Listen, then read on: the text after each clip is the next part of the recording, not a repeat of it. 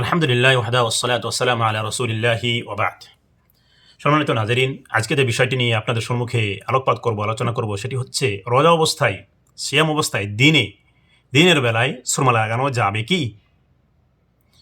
তো এই বিষয়ে যে কিতাবটি থেকে আজকে আলোচনা করব সেটি হচ্ছে ফতোয়া নূরুন আলা দারব, ইমাম ইবনে বাজ রাহিমাহুল্লাহ। তেনার ফতোয়া আমি নকল করব আপনাদের সম্মুখে।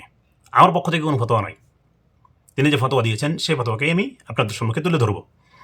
তো তেনাকে একজন ব্যক্তি প্রশ্ন করে, একজন মহিলা মানুষ, যে রোজার দিনে কোহল মানে সুরমা লাগানোর বিধান কি? কেননা আমি এই ক্ষেত্রে অনেক তালাশ করেছি, বাহাস করেছি, দেখেছি সুরমা লাগানোর যেগুলো রোজা থেকে সুরমা লাগানোর যে হাদিসগুলো রয়েছে সমস্ত হাদিসই জয়ীফ, দুর্বল। দেখেন, এখানে আমি একটা কথা বলবো যে একজন মহিলা বলছে যে আমি এই ক্ষেত্রে যত দেখেছি সমস্ত হাদিস দুর্বল। একজন মহিলা কত বড় আলিমা, কত ইলিমের গভীরতা তার ভিতরে রয়েছে। মহিলা মানুষ ইলিম শিখতে পারে, অনেক বড় আলিমা হতে পারে মহিলা মানুষও।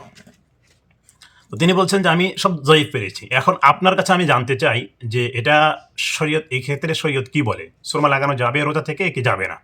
তো তিনি ফতোয়া দিচ্ছেন, বলেছেন যে রোজা থেকে রোজাদার ব্যক্তির জন্য সুরমা লাগানোর যে বিধান, এতে কোনো অসুবিধা নেই, সে লাগাতে পারবে উলামাদের বিশুদ্ধ কথা অনুযায়ী, উলামাদের বিশুদ্ধ ফতোয়া অনুযায়ী একজন রোজাদার ব্যক্তি দিনের বেলায় সুরমা লাগাতে পারবে। কেননা চোখ, এটা কোনো দিন চোখ এমন বস্তু নয় যে পেটে দিয়ে দিবে। ফালা ইয়াদুররু ইসতিমালুহু, সুরমা দিনে ব্যবহার করলে তার কোনো ক্ষতি হবে না। তারপর বলছেন যদি কোনো ব্যক্তি এটাকে রাতের বেলায় যদি সে ব্যক্তি করে তার ক্ষেত্রে ভালো। উলামাদের মতনৈক্যের মধ্যে না পড়াটা বেশি ভালো, এটা হচ্ছে আহসান। তারপর বলেন যদি কোনো ব্যক্তি দিনে ব্যবহার করে ফেলে তার রোজার কোনো অসুবিধা হবে না। তারপর বলছেন তারপরে প্রশ্ন করা হয় যে এটা কি কোনো তার রোজার মধ্যে প্রভাব পড়বে, রোজার কোনো ক্ষতি করবে কি?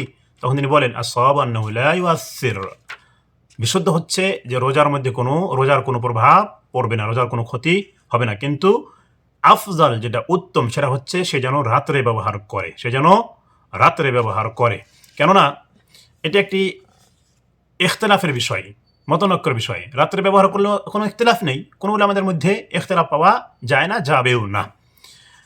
কেননা এক্ষেত্রে একটি হাদিসে রয়েছে, রাসূল সাল্লাল্লাহু আলাইহি ওয়াসাল্লাম বলেছেন দা মা ইউরিবুকা ইলা মা লা ইউরিবুক, যে তুমি সেই বস্তুকে ছেড়ে দাও যেটা তোমাকে সন্দেহের মধ্যে ভর্তি করে দেয়, মানে সন্দেহে ফেলে দেয়, সেই বস্তুর দিকে চলে যাও, এই বস্তুকে ছেড়ে দিয়ে যেটা তোমাকে সন্দেহে ফেলে না, তোমাকে সন্দেহযুক্ত করে না। তো দিনে যদি কোনো ব্যক্তি সুরমা ব্যবহার করে তাকে সন্দেহের মধ্যে ফেলে দিচ্ছে, সন্দেহ ঢেলে দিচ্ছে, তার থেকে ভালো হচ্ছে যে দিনে ছেড়ে দিয়ে রাত্রে ব্যবহার করা। রাত্রে যদি কোনো ব্যক্তি ব্যবহার করে তাহলে কোনো আলেম বলবেও না যে জায়েজ নেই, এমনিভাবে কারো সন্দেহও হবে না যে আমার রোজার মধ্যে কোনো ক্ষতি হলো কি, এমন কোনো ব্যক্তির সন্দেহ হবে না। হাদিসটি মুসনাদে আহমদে রয়েছে, হাদিস নাম্বার হচ্ছে 11,679। এমনিভাবে তিরমিজিতে হাদিসটি রয়েছে, হাদিস নাম্বার হচ্ছে মুসনাদে আহমদের 11,689। এমনিভাবে তিরমিজিতে 2,518 নম্বর হাদিসে এই হাদিসটি রয়েছে যে দা মা ইউরিবুকা ইলা মা লা ইউরিবুক, যে বস্তু আপনাকে সন্দেহে পতিত করে দেয়, সন্দেহযুক্ত বানিয়ে দেয়, সেই বস্তুকে ছেড়ে দিয়ে আপনি যে বস্তু আপনাকে সন্দেহযুক্ত করে না, সন্দেহে পতিত করে না, সে বস্তু আপনি গ্রহণ করুন। আপনি যদি রাত্রে ব্যবহার করেন তাহলে আপনাকে কোনো বস্তু সন্দেহযুক্ত করবে না, আপনাকে কোনো আলিম আপনার বিষয়ে কোনো ফতোয়া দিবে না জায়েজ বলে। কিন্তু যদি দিনে ব্যবহার করেন সেটা তো জায়েজ।